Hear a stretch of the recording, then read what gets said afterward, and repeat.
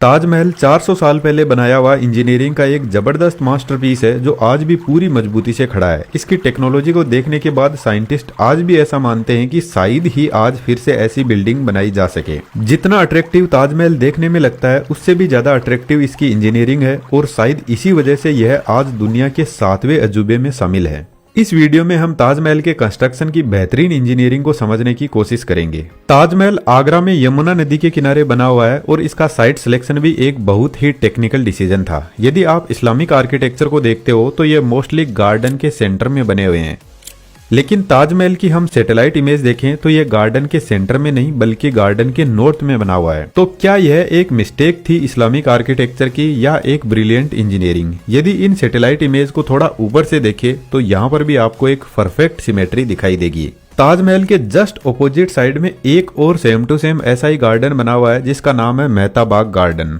जो same size और same square में है। और आज की मॉडर्न इंजीनियरिंग से हमें पता चला कि उस टाइम के इंजीनियर्स ने नदी और इस गार्डन को भी इसी ताजमहल का ही पार्ट बनाया है। और इस हिसाब से देखा जाए तो ताजमहल गार्डन के एकदम सेंटर में बना हुआ है।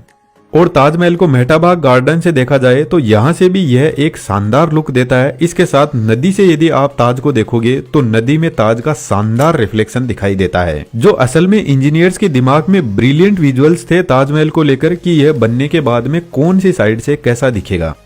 ताजमहल का फाउंडेशन इतना मजबूत है कि अर्थक्वेक, फ्लड्स और भारी बारिश की सिचुएशन में भी यह शान से खड़ा रह सकता है।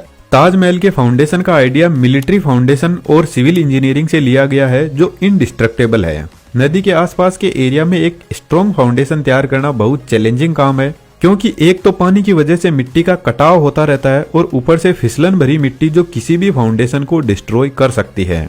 तो इंजीनियर्स ने सोचा क्यों ना एक ऐसा फाउंडेशन बनाया जाए जो पानी की वजह से कमजोर ना हो बल्कि मजबूत होता जाए। तो इंजीनियर ने सबसे पहले चैलेंज लिया कि जमीन को तब तक खुदाई की जाए जब तक मजबूत मिट्टी या स्ट्रॉन्ग रॉक ना आ जाए। जिस तरीके से आज के टाइम में हम बिल्डिंग बनाने से पहले स्ट्रॉन्ग बीम बनाते हैं, ठीक उसी तरीके से ताजमहल के फाउंडेशन में स्ट्रॉन्ग बीम्स के लिए कुएं खुदाए गए और कुओं को तब तक खोदा गया जब तक कि स्ट्रॉन्ग रॉक की मोटी लेयर ना मिल जाए। और लगभग 15 से 20 मीटर की खुदाई के बाद सेवरल मीटर मोटाई वाली रॉक की लेयर मिली।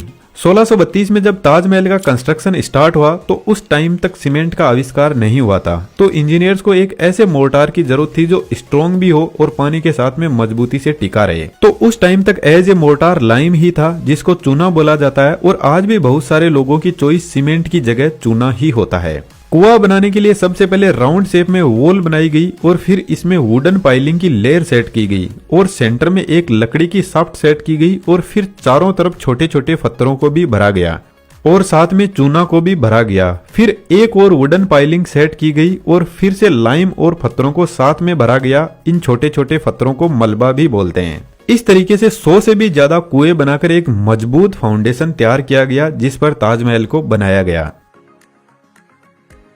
अरे यह क्या हुआ? यदि इस टाइप का फाउंडेशन हमने बनाया होता तो कुछ ही टाइम बाद में ताजमहल गिर जाएगा। और यह विजन आज से 400 साल पहले इंजीनियर्स के पास में था, क्योंकि जो लाइमस्टोन मुगल बादशाह शाहजहां के इंजीनियर्स ने यूज में लिया था उसको जब इलेक्ट्रो माइक्रोस्कोप से चेक किया गया तो काफी शॉकिंग रिजल्ट निकल कर आए। लाइमस्टोन में बहुत सारे स्मॉल ग्रेन्स, प्लांट डेब्रीज पाए गए जिनमें मोस्टली शुगर, काली मिर्च, चने का आटा और कुछ लोकल फ्रूट्स और ट्री रेजिन्स, जिसको पेड़ से निकलने वाला गोंद भी बोला जाता है, जो आई थिंक आपने ट्रीज पे चिपका हुआ देखा होगा। इन सब को चूने के साथ में मिलाकर फिर वेल में मलबे के साथ में भरा गया और कुएं से एक शाफ्ट को बाहर निकाला गया और इस तरीके से हंड्रेड्स ऑफ कुओं से एक स्ट्रॉन्ग वाटरप्रूफ स्ट्रक्चर बनाया गया। अब यहाँ पर ध्यान देने वाली बात यह है कि इन वेल के अंदर लकड़ी एक मेन कंपोनेंट है और रिवर के पानी की वजह से यह जो वेल है उनके चारों तरफ पानी भरा रहता है और यह पानी एक ऑक्सीजन फ्री एनवायरनमेंट क्रिएट करता है। और वेल में लगी हुई लकड़ी पानी में हमेशा भीगी हुई रहती है और लकड़ी पानी में ज्यादा मजबूती से रह सकती है जब तक उसको ऑक्सीजन ना मिले।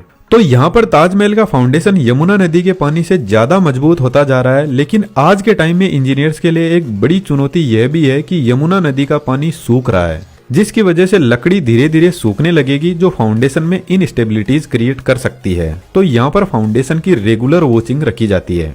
यमुना रिवर के आसपास के एरिया में भी यदि आप घूमने जाते हो तो आपको वहां पर ऐसे कुएं बने हुए दिख जाएंगे जो शायद मिट्टी के कटाव को रोकने के लिए बनाए गए थे।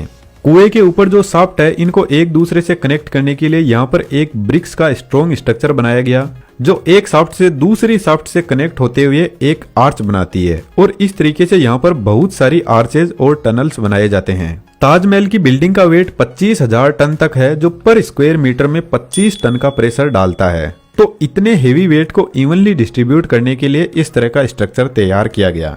वेल को सपोर्ट करने के लिए लाइम का फिर से एक बेड बनाया गया और इसी तरीके से मलबे का एक और फाउंडेशन तैयार किया गया इन आर्चेज के अराउंड। इस तरीके से ताजमहल का मजबूत फाउंडेशन बनके तैयार हुआ, जिसके ऊपर फिर से ब्रिक्स की एक और लेयर बनाई गई और इस लेयर के ऊपर ताजमहल की मेन बिल्डिंग का बेस बनाया गया, जो लगभग 7 मीटर की हाइट का है। अब यहाँ से ताजमहल की मेन बिल्डिंग बनना स्टार्ट होती है, जो वाकई में इंजीनियरिंग का एक अद्भुत इन्वेंशन है।